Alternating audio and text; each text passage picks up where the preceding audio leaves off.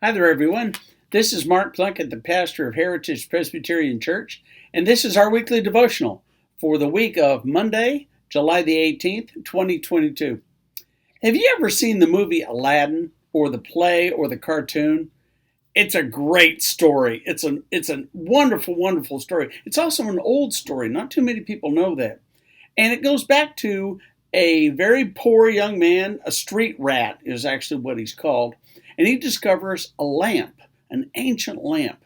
And he's thinking, well, maybe if I shined it up a little bit, it might be worth something. So he starts rubbing on the side of it, to polish it. And all of a sudden, smoke starts coming out, and a genie comes out. And the genie offers him three wishes. Three wishes.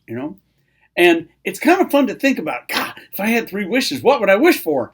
And then there's always the wise guy who said, I wish for three more wishes, or something like that. You think of that, well, let's see, I'd like to have a new car and $1 million and maybe a big mansion with a swimming pool, or something like that. However,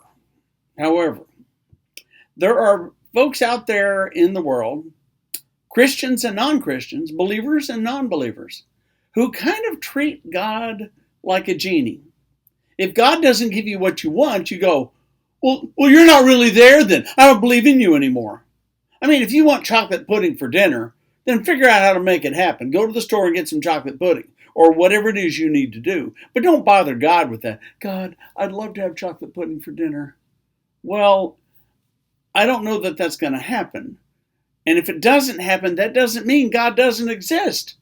But I'm being silly about it, but let's be a little bit more serious. There are people who pray and pray and pray and pray, especially if someone they love is sick. Someone they love is dying. And then that person passes away. That person dies. And then we're left with, but God, I prayed to you. Why didn't you save them? I don't understand. And again, God is not a genie. God doesn't just grant us our wishes just because we say so. And there's this whole argument about faith that's in the Bible. Jesus says that if you have enough faith the size of a mustard seed, you could tell a mountain to move. And we hear that and we go, but I don't have that kind of faith. And that's true, most of us don't. Most of us don't. But working for the things that we really want and making them happen for ourselves. And sometimes it works out and sometimes it doesn't. Sometimes you don't get the job. Sometimes you can't buy the car. Sometimes what's really tough is the person you love doesn't love you back. Boy, that's a wish that's really tough, isn't it? But in Psalm 37, verse 4, you know what it says? It says, be true to the Lord, follow the Lord. He will grant you the desires of your heart. Now, wow, that sounds like God's going to give me my wishes. Okay, so I'm going to get that. I'm going to get a car, and I'm going to get $1 million. I'm going to get a big mansion with a pool. No, that's not what it means. It means the desires of your heart. What do all of us truly desire? Well, we desire to be loved, don't we? So if we can get rid of the hate in our hearts, maybe we can find love. And if we can work hard at our jobs and take care of other people, build up our riches in heaven. That's a wish that we all have, isn't it?